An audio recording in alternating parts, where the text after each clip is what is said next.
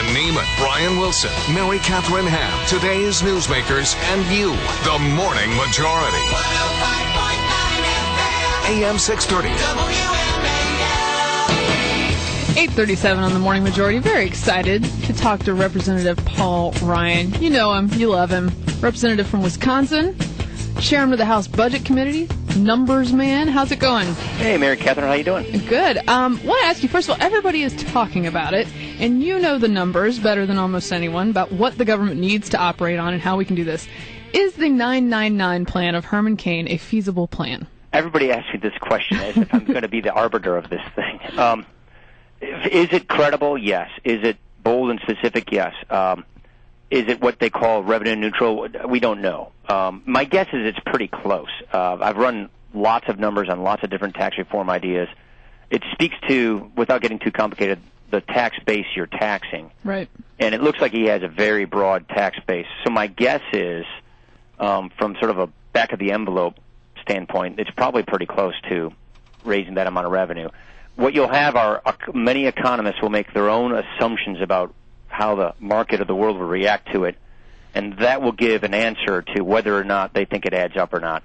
A lot of the estimates that are done on these kinds of plans are done with sort of premeditation in mind, which is they have an agenda to either make it look like it's a huge tax increase or too much of a tax cut. My guess is if we send it to the Joint Committee on Taxation, which does the scorekeeping around here, it would be pretty close to the target, would be my guess. Do you have a favorite feature among the Republican candidates' economic plans? Do you feel like they're being bold enough? Well, Huntsman's been pretty good on a lot of policy, I think.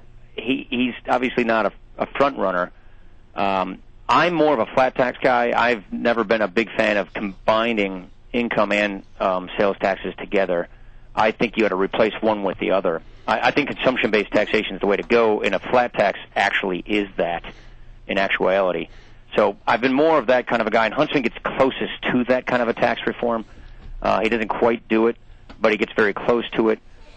They've all been pretty strong on taking on Medicare reform, but the way I look at this campaign is we're entering another stage, which is specifics are now being discussed. Herman Cain led the way with a bold tax plan, and now people are either debating it or attacking it. But the point is he put something in that changed this debate, and now people are talking about his idea. The next phase ought to be people bringing their ideas, so we get on to a debate about ideas. And that's what I'm excited about, seeing this next phase about policy and specifics entering. Are we going to have to wait until the next election? Because you tweeted out the other day, I found it to be interesting, that there was growing bipartisan support for comprehensive tax reform. Yeah. Can you expand on that? And do you think something could actually happen before the election? There really is. I mean, gosh, Erskine Bowles and I used to talk about this all the time on the Fiscal Commission. There are lots of Democrats who agree with our perspective on tax reform, which is broaden the base, lower the rates. That means get rid of loopholes, lower tax rates. The president doesn't agree with the point of lowering tax rates on the individual side of the tax code. Many Democrats do, however, for competitiveness. Let's not forget the fact that 80% of all businesses in America file their taxes as individuals, not as corporations, and so they pay that individual tax rate. So I know we don't have consensus at the White House on that side of the tax code, but even with the White House and with many Democrats around here, we have consensus that's emerging on the corporate side of the tax code, the business taxation. That's 20% of businesses get taxed. Get rid of the loopholes, lower the tax rates to make us more globally competitive. The rest of the world, on average, taxes their businesses at 25%. We're at 35%. But we got so many loopholes where companies like GE make a lot of money, pay nothing. And then you've got many other businesses that pay much higher tax rates than their foreign competitors do. So I'm hopeful that the Select Committee has a chance at getting into this. I think people like Max Baucus, a Democrat from Montana, knows this issue well. I think he's sympathetic to this point. And the president did dedicate something like 2 sentences in the speech he gave to us on this point. So I'd like to think there's a shot at this. With this president and with this Congress? Yes. Okay. Yes. Wow, that would be impressive. A lot of the talk in the last few days has been about the president's job bill. Pass this bill, pass this bill, pass this bill now. although there were just barely enough votes to get a majority in the Senate, and certainly not enough votes for it to move forward. You require 60 votes. So we've been involved in this sort of kabuki dance here in the city of talking about a plan that everyone knew was not going to get through the Senate, and if it had ever gotten through the Senate, there was zero chance it was ever going to move even an ounce in the House of Representatives. Yeah. So now, as we look at where we are there parts of the president's plan that could be sent up piecemeal that some Republicans would sign on to? You know, Brian, your voice is so darn familiar, by the way. I've been listening to you for years. Well, thanks. The president's people told us when they gave us the speech, I don't know, was that a month or two ago, they knew it wasn't going to go anywhere. So we knew right away that this is a political exercise, campaign strategy. But if you looked at the president's speech, there were ideas in the speech that we liked. But those ideas that were in the speech were not put in this plan. So let's widen the scope of your question from elements of just this plan to elements of policies the president's endorsed on jobs. And yeah, there's something there. Yesterday we passed the 3 free trade agreements that the president called for in that speech. We passed them yesterday because we completely agree.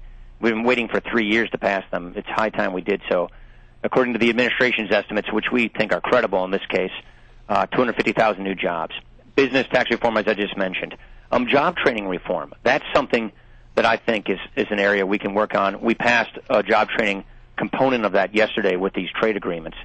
So there are things that I think we can find common ground on. In my opinion, it's not enough to give us the real kind of economic growth we need. I think you need to put in a credible plan to get this debt under control, to really get America growing, and to get the markets and our currency calmed down for the long term. But Congressman Ryan, the Obama administration has demonstrated already that they care more about the issue than they do about solving the problem. Do you hope is there any hope that they really will be willing to talk about some of these ideas? No, I don't, because you have to deal with health care. That's the driver of our debt, and they don't want to put health care on the table. So that's why, Brian, I'm thinking we're going to get a single or a double. We're not going to get a grand slam. Since, the Brewers are doing pretty well right now, we're going to use baseball analogies.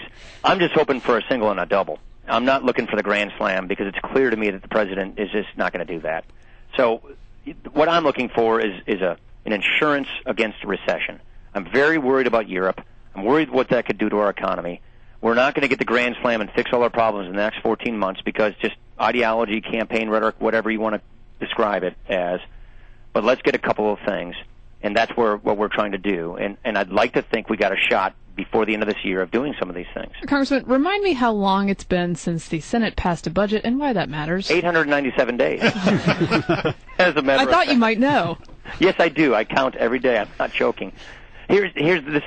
Going to Brian's earlier question, the reason why I don't think we're going to get the big thing fixed is because major fiscal and economic policy goes through the budget process. That's how it works here. That's how you avoid a filibuster in the Senate. But you have to have a budget process. Right. We passed our budget by April 15th, the statutory deadline.